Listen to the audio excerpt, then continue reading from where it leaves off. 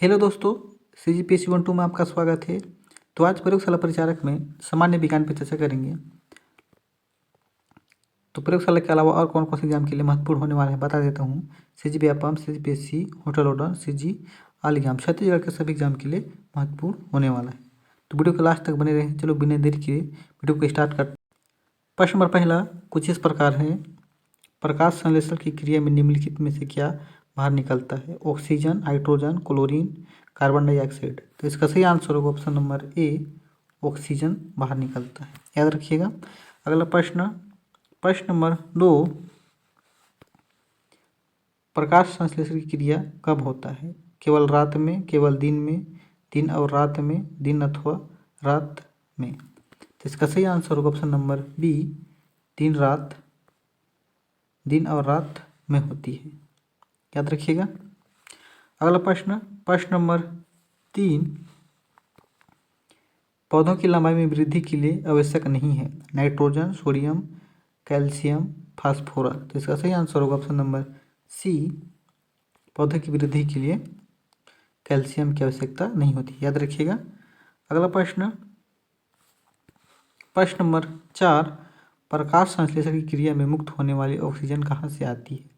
वायुमंडल से, जल से, कार्बन डाइऑक्साइड से, इनमें से कोई नहीं। तो इसका सही आंसर होगा ऑप्शन नंबर बी, जल से आता है। याद रखिएगा। अगला प्रश्न, प्रश्न नंबर 5, पादप रोगों का सबसे उत्तरदायी कारक कौन सा है? जीवाणु, फफूंद, प्रोटोजोआ, विषाणु। तो इसका सही आंसर होगा ऑप्शन नंबर बी, फफूंद इसका सही आंसर होगा। याद रखिएगा। अगला प्रश्न, प्रश्न नंबर 6, किसी वस्तु का प्रतिबिंब आँख के जिस भाग पर पड़ता है वह है कार्निया, रेटिना, पुतली, आइरिस। तो इसका सही आंसर होगा ऑप्शन नंबर बी, रेटिना इसका सही आंसर होगा। याद रखिएगा। अगला प्रश्न, प्रश्न नंबर 7, एक स्वस्थ आँख के लिए स्पष्ट दृष्टि की अधिकतम दूरी है 25 सेंटीमीटर, शून्य, 250 सेंटीमीटर, अनंत। तो इसका सही आंसर होगा ऑप्शन नंबर डी, अनंत होगा। याद रखिएगा। अगला प्रश्न,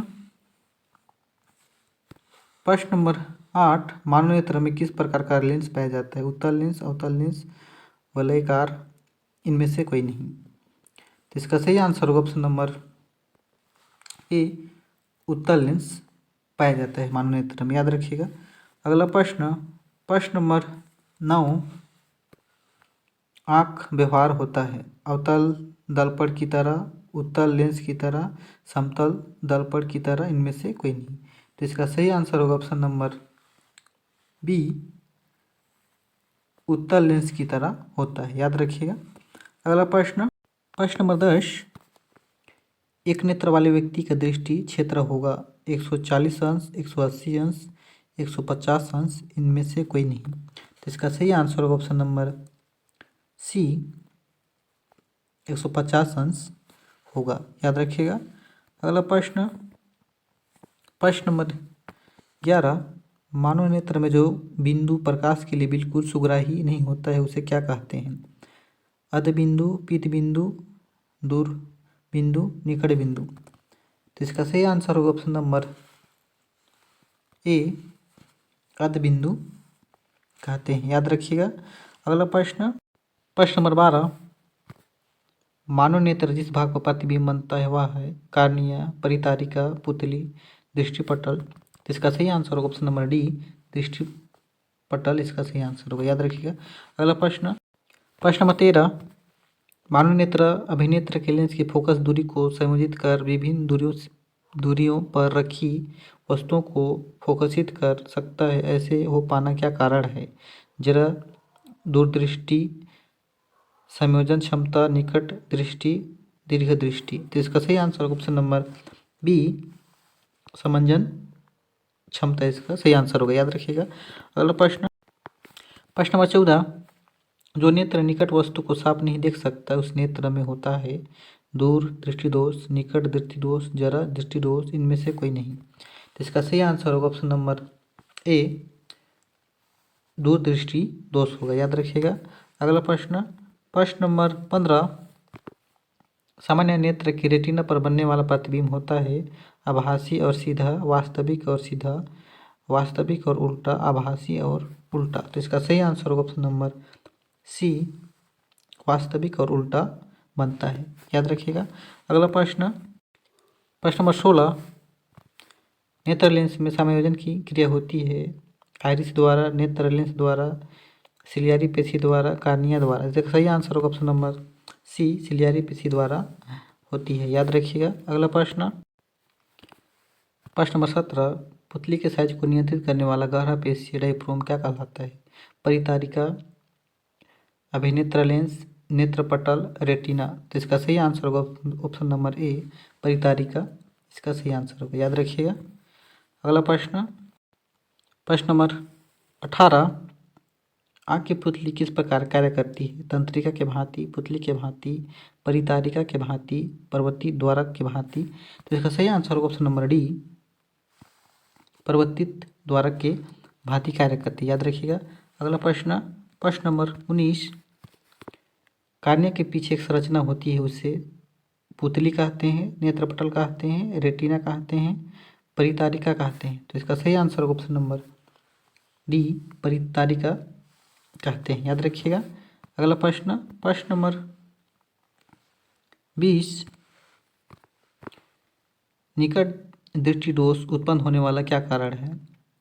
अभिनेत्र लेंस की वक्रता बढ़ जाना, अभिनेत्र लेंस वक्रता घट जाना, नेत्र गोलक की लंबाई घट जाना, सभी कथन सत्य है। तो इसका सही आंसर होगा ऑप्शन नंबर ए,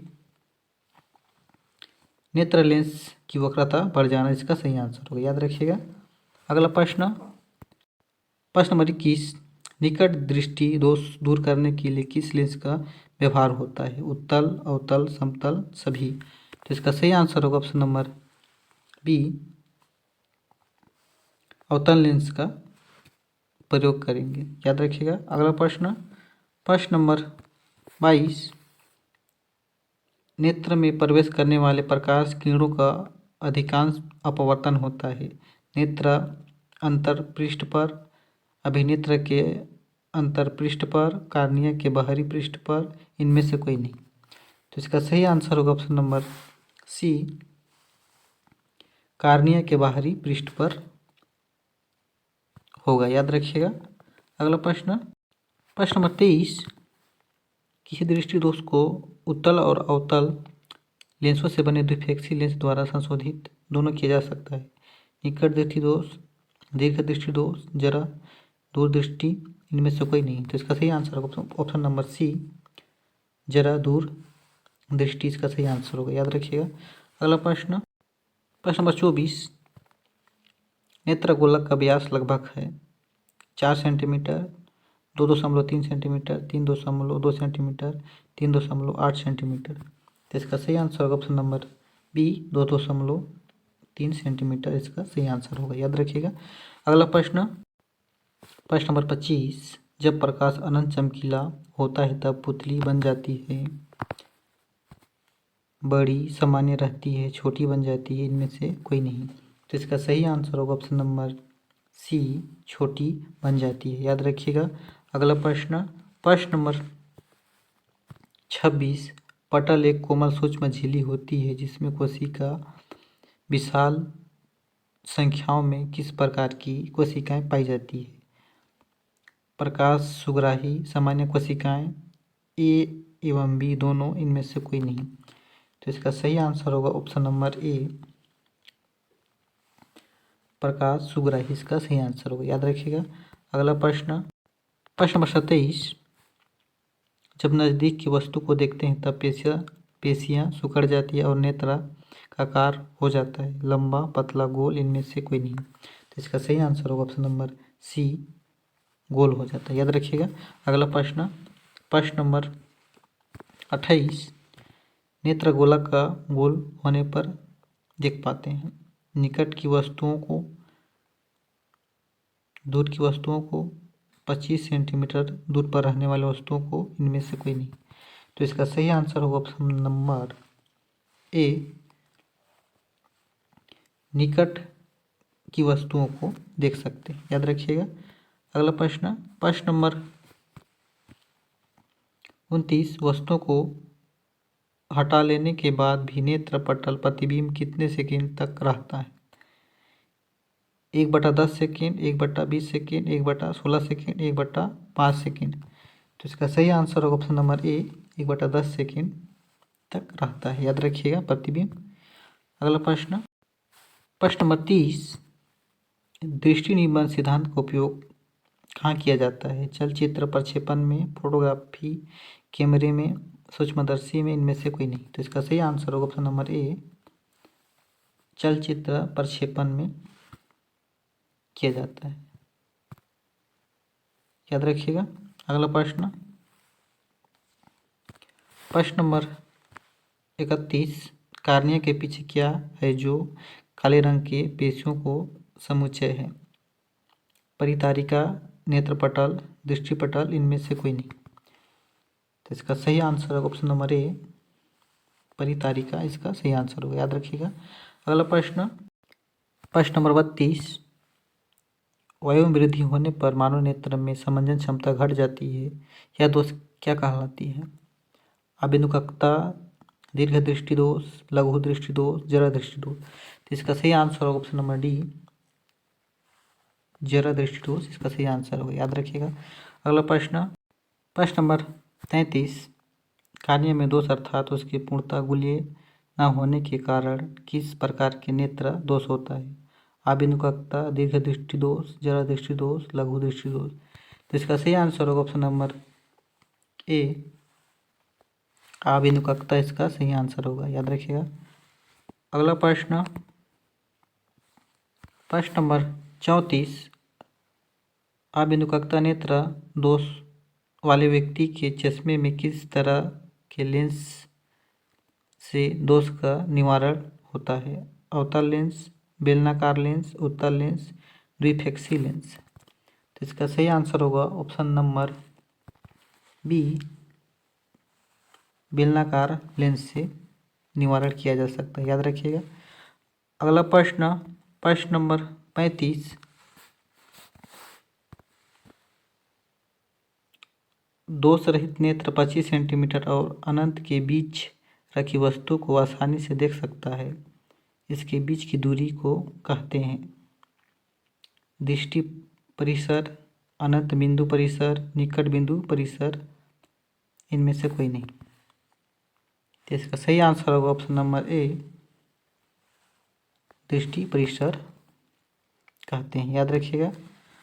अगला प्रश्न, प्रश्न नंबर 36, मानव नेत्र 2 है अतः इनका दृष्टि क्षेत्र होगा 180 अंश, 150 अंश, 160 अंश, 120 अंश। तो इसका सही आंसर होगा ऑप्शन नंबर ए, 180 अंश होगा। याद रखिएगा। अगला प्रश्न, प्रश्न नंबर 37, शिकार करने वाले जंतुओं के 2 नेत्र उनके सिर पर विपरीत दिशाओं में स्थित होती है अतः इसका दृष्टि क्षेत्र होता है न्यूनतम, अधिकतम, सामान्य, इनमें से कोई नहीं। तो इसका सही आंसर होगा ऑप्शन नंबर बी, अधिकतम होता है। याद रखिएगा।